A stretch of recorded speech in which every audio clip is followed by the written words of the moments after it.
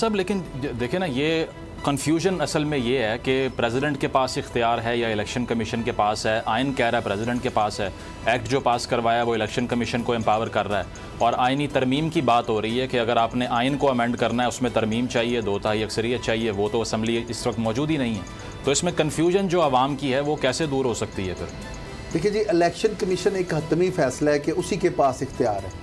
अब असेंबली की according to the act not the constitution, नहीं, कॉन्स्टिट्यूशन के तहत जगह वो एक इदारा है, उसकी फॉर्मुलेशन अगर उसका बनना ही ना होता तो ये एक्ट उसे कहाँ से तकवीया देते।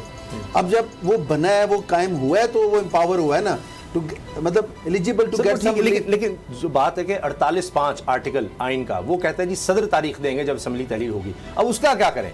वो भी तो वहां पर लिखा हुआ है, आइन भी वहीं का वहीं मौजूद है, एक्ट अपनी जगह है कि जनाब इलेक्शन कमीशन को आपने इख्तियार दे दिया, लेकिन आइन में चूंकि आपने तरमीम नहीं की तो फिर क्या करेंगे? या तो होता कि आइन इस पर खामोश होता, आइन कुछ ना कहता कि बस, या मुशावरत का कुछ होता, उसमें तो सीधा लिखा है कि जी सदर पाकिस्तान तारीख देंगे। यहाँ तो यह है कि इलेक्शन कमीशन ने इतना भी गवारा नहीं किया कि जाकर मुशावरत ही कर लेते, बता ही देते कि जनाब ये वजूहात हैं जिसकी वजह से हम समझते हैं कि जी आपको तारीख नहीं देनी चाहिए। उन्होंने तो इतना भी तरद्दुद नहीं किया कि हेड ऑफ स्टेट से उन्होंने मिलना भी गवारा नहीं किया। इससे तो लग रहा है इलेक्शन कमीशन सिर्फ अपनी मनमानी करना चाहता है। देखिए जी, पहले केपी में नहीं हुए, पंजाब में उन्होंने इलेक्शन नहीं किए, उसमें कभी कोई बहाना कभी कोई बहाना, आज आकर आखिर में कहा जी हमारे पास रकम नहीं है, रकम का इंतजाम हुआ तो इलेक्शन कमीशन ने कहा कि जी नहीं, अब आप इसको रिव्यू में देखें, अमनो अमान का बड़ा मसला है। फिर कहते हैं हम इलेक्शन करा नहीं सकते, खुद से उन्होंने अक्टूबर की डेट भी दे दी इलेक्शन कमीशन ने, जो पहले कहते थे जी गवर्नर देगा। तो ये तो लग रहा है कि इलेक्शन कमीशन इलेक्शन करवाने के अलावा सारे काम कर रहा है। अब दिगर जमातों को भी साथ बुला रहा है, चलो अच्छी बात है, आप सबको बुलाएं, जो सफीर हैं अमेरिका के उनसे भी मिलने, बड़ी अच्छी बात है,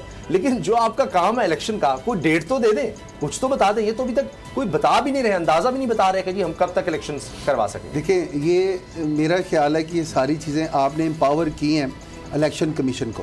देखिए, जिस तरह फाइनेंस डिपार्टमेंट आपके फाइनेंस को डील करते हुए आगे प्रोसीड करता है, मुल्क की माशी हालात को देखता है, तो इस तरह इसमें इलेक्शन कमीशन तो रोल नहीं वो प्ले कर रहा फाइनेंस का, तो इलेक्शन कमीशन को अपना काम करने दे। देखिए, सदर की जो उनके हवाले से जो ओपिनियन है, ये सदर के हवाले से, सदर का काम जो है वो सदर आइन के हवाले से सुप्रीम है, उनका ये रोल ऐसे तो नहीं कि जिस तरह की आप इलेक्शन कमीशन को हरास करें या उस पावर्स को आप उसे डिप्राइव कर दें by way of giving some instructions in front of media कि आप उनसे एक, देखिए अब उन्होंने एक लेटर लिखा है लीगल डिपार्टमेंट्स को कोई ओपिनियन लेने के लिए, इस इलेक्शन कमीशन को लिखा है।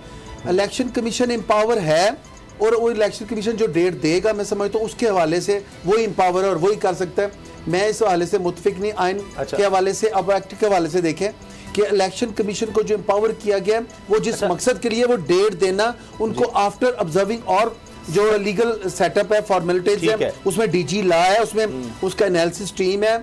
आज उन्होंने मशावरत के लिए अगर नून लीग को दावत दी थी तो कल वो पीपल्स पार्टी को दे रहे हैं, उनके भी मिनट्स ऑफ मीटिंग होगी, ऑब्जर्वेशन होगी, फिर उसके बाद वहां पे जो थिंक टैंक बैंक है वो डिसाइड करेगा, और वो ही डिसाइड करेगा तो डेट आएगी। आपकी बात दुरुस्त कीजिए, आईनी इदारा है, आपकी बात दुरुस्त जी, उसको एम्पावर किया गया है, उसका मेन काम है इलेक्शंस करवाना, उसके पास बड़ी ताकत भी है। अभी उन्होंने आकर निगरान सेटअप को कह दिया जी आप ट्रांसफर पोस्टिंग ना करें।